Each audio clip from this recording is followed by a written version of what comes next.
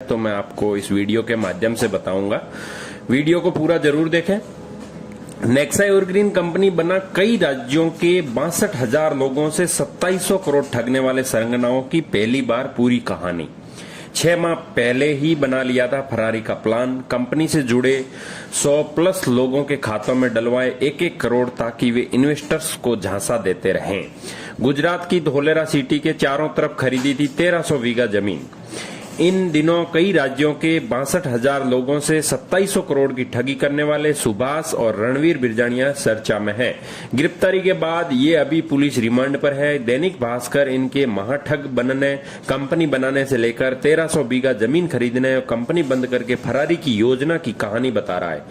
ठगी की इस कहानी का पहला किरदार है रणवीर बिरजानिया। इसे 2014 में पता लगा कि सीकर का राजल जांगीड़ गुजरात की धोलेरा सिटी के पास जमीन खरीदकर बेच रहा है। इससे राजल से संपर्क करके उसे जमीन खरीदनी शुरू की। कुछ रकम थी, इसलिए ज्यादा जमीन खरीदने के लिए अपने परिचित सुभाष बिरजानिया से संपर्क किया। वह सेना में था और रिटायर होने वाला था। आखिरकार सुभाष ने सेवानिवृत्त पर मिले 30 लाख रुपए से धोलेरा सिटी के पास 10 बीघा जमीन खरीद ली। इसके बाद उनके पास मुनाफे सहित मिलाकर 50 लाख रुपए हो गए।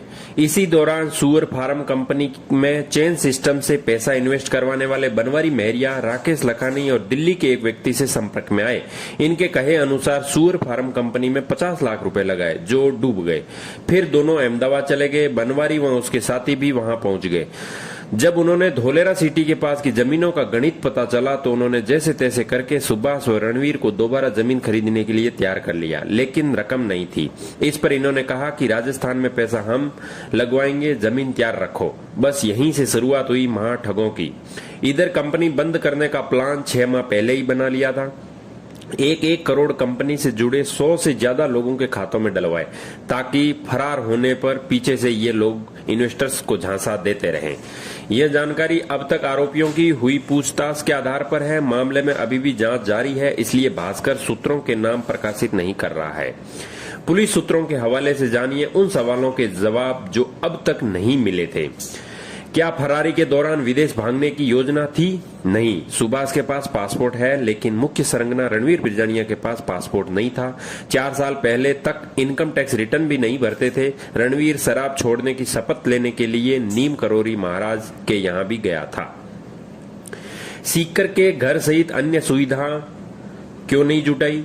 यहाँ वसूली गैंग सक्रिय है, किसी को शक नहीं हो, इसलिए दोनों ने यहाँ न तो बसने का विचार किया और न ही कोई प्रॉपर्टी खरीदी। बच्चों को भी साइकिल तक नहीं खरीद कर दी। रणवीर तो जयपुर में फ्लाइट से उतरकर सीकर बस से आता और गांव जाने के लिए पत्नी की पुरानी स्कूटी काम में लेता था। हालांकि सुभाष ने अपने गांव में 20 बीघा जमीन खरीदी और मकान की मरम्मत भी करवाई। क्या धोलेरा सिटी में भी इनकी जमीन है और वहां के बड़े अधिकारियों से संपर्क था? हाँ, इनकी धोलेरा सिटी में भी जमीन है, क्योंकि इन्होंने मफलत लाल नाम से एक व्यक्ति के जरिए वहां संपर्क बनाए थे। वहां उन बनने वाले एयरपोर्ट के सामने जमीन खरीद ली। गाड़ी में प्याज का कट्टा और नमकीन के पैकेट पानी लेकर इलाके में घूमते रहते थे, क्योंकि वहां इलाका सूखा होने और खाने का ज्यादा प्रबंध नहीं होता था। रणवीर ने वहां के गांवों के सरपंचों आदि से जमीन खरीदने के लिए फांस लेता था। इन्होंने जमीन के अलावा पैसा कहां इन्वेस्ट किया है? गोवा में 25 करोड़ का रिसोर्ट लिया है, जिसे एक व्यक्ति को वर्किंग पार्टनर बनाकर सौंप दिया है और आज तक वहां खुद गए ही नहीं। राज संबंध में ग्रेनाइट मार्बल निकालने के लिए पूरा पहाड़ खरीद लिया। जगतपुरा जयपुर में होटल, अहमदाबाद में फ्लैट, ऑडी, मर्सिडीज और BMW गाड़ी में घूमने लगे थे। इस मामले में कंपनी के डायरेक्टरों के अलावा और किन लोगों पर कार्रवाई हो सकती है? हाँ, पुलिस उन लोगों का जांच के दायरे में लिया है जिनके खातों में करोड़ों रुपए डाले गए। उनको नोटिस भिजवा दिए गए हैं। इनमें कई सरकारी कर्मचारी भी है। इसी तरह सुभाष और रणवीर की जमीनों में लोग सीमेंट, सरिये, लोहे, AC लगे केबिन नुमा कमरे उठा लाए। यह संपत्ति करीब 50 करोड़ से ज्यादा की है। ऐसे लोगों को चिन्हित कर आरोपी बनाकर सामान बरामद किया जाएगा। उनके खिलाफ कानूनी कार्रवाई की जाएगी। क्या लोगों से पैसे मिलने की उम्मीद है? BUDS एक्ट 2019 मतलब banning of and regulated deposit scheme के में रुपए वापस किया जा सकता है। BUDS एक्ट केंद्र सरकार ने साल 2019 में बनाया था।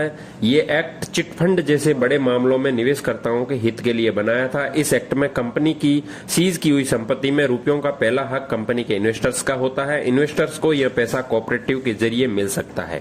जिन लोगों ने मूल निवेश में 1 करोड़ रुपए, 50 लाख, 25 लाख, 10 लाख, 5 लाख और 1 लाख रुपए से ज्यादा कमाया, उनकी सूची तैयार की है।